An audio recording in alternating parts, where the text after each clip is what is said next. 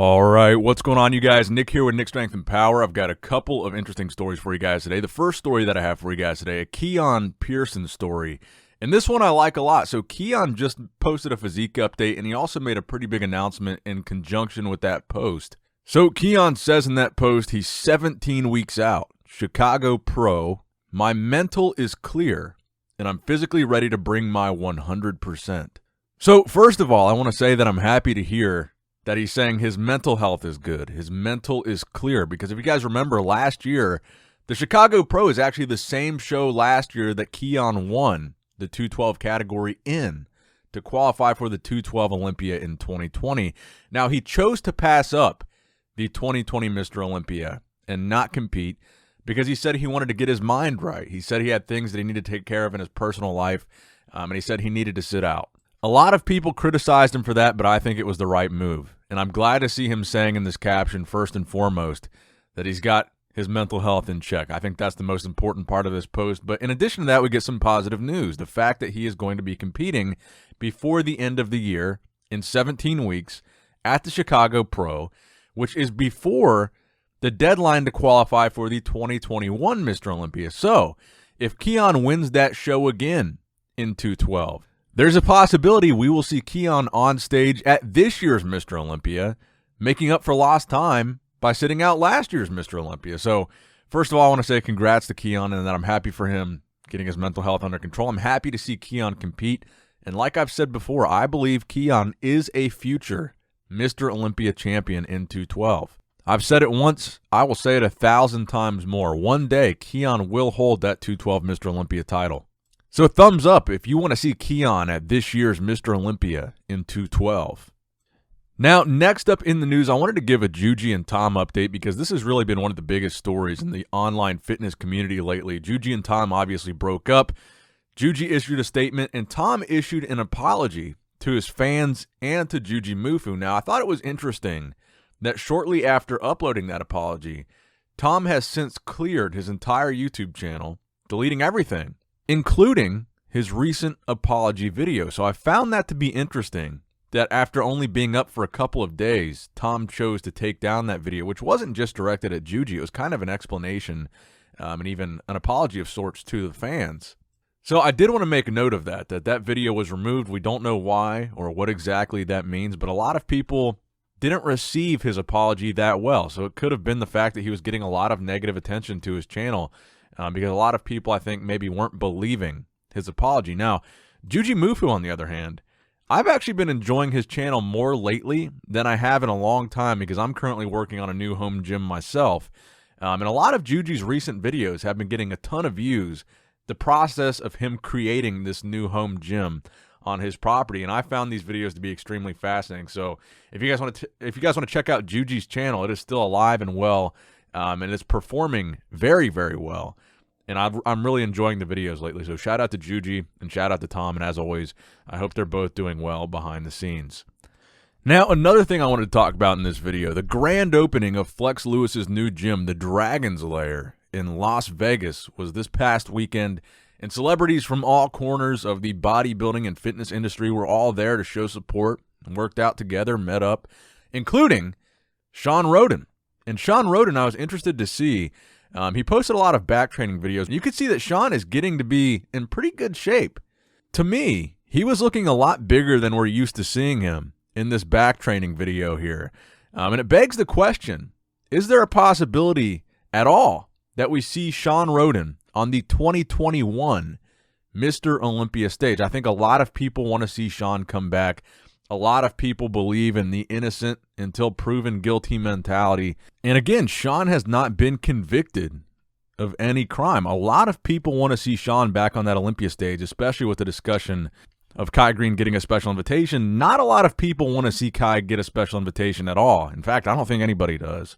Most people think if anyone should get a special invitation, it's Sean, because he missed the past two Mr. Olympias and hasn't had the opportunity yet to defend his Olympia title. And once you've won the Olympia, you're qualified for life, so it wouldn't even be a special invitation. Once you've won, you're always qualified to compete at the Olympia again, so Sean wouldn't need a special invitation, but he does kind of seem to need a consensus or some form of permission to compete again. I don't think it's as easy as Sean just announcing he's prepping for the Olympia. But let me know in the comment section below right now if you want to see Sean compete in the 2021 Mr. Olympia and defend that title he won in 2018. And now, a word from our sponsors over at Labrada Nutrition. Come on.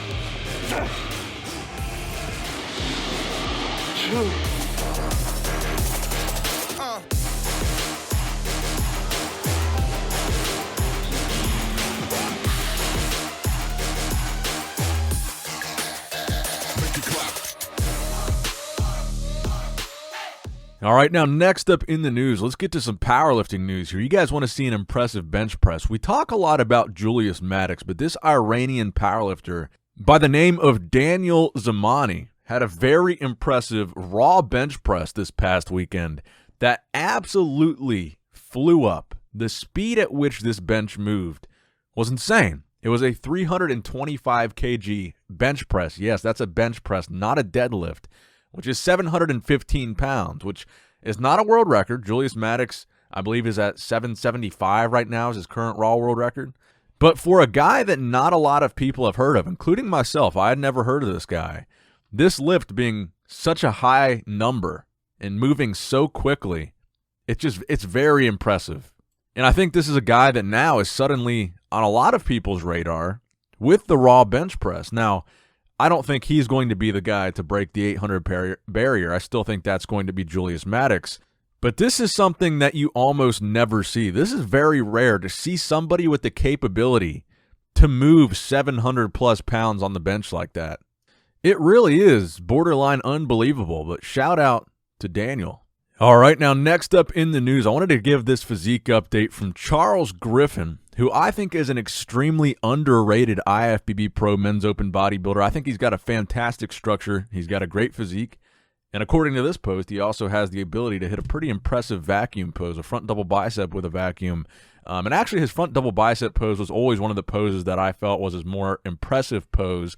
Ever since I saw him compete for the first time at the Indy Pro, I think it was 2017, was the first show that I went to that I saw Charles compete at. And I don't think he's made a formal announcement, but I've seen the Indy Pro account on Instagram liking Charles's pictures.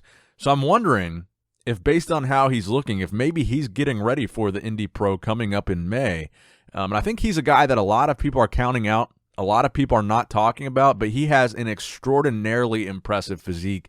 And I wouldn't be surprised if he did do the Indy Pro and you see him win that show and he beats someone like Blessing Awodabu. All right, now the final story I want to talk about here, and this is kind of interesting, Eddie Hall versus Joe Rogan. So on a recent Joe Rogan podcast, the topic of Eddie Hall versus Hafthor Bjornsson came up in conversation, and Eddie Hall clapped back. So Joe recently offered some critiques of the striking technique that Eddie Hall has shown so far, and now Eddie has responded. So according to this article on fitnessvolt.com, they did a pretty good job of summarizing and quoting these interviews. They said, between Joe Rogan and Matt Frazier on this recent episode of JRE, the quote was, "That's not good." This is from Rogan. "Right away, we're seeing that we have a real problem. Yeah, this is terrible. He's very rudimentary. But also, you see that his body is very stiff," Rogan said, while watching Hall training. "Look at him sparring there. He's just not moving so good. This is super stiff. He's throwing these punches with his arms. These are arm punches, almost like he shouldn't be hitting things." So Eddie caught wind of these comments, and he responded. Here's a quote from Eddie Hall. "I love Joe Rogan. I absolutely do love Joe Rogan. I watch a lot of his stuff. Look, man, people can speculate. They can make assumptions. They can guess. They can do whatever they want, but I'm knocking Thor out. There is no doubt in my mind," Hall said. So people can say whatever they want. I take no offense to Joe Rogan's comments.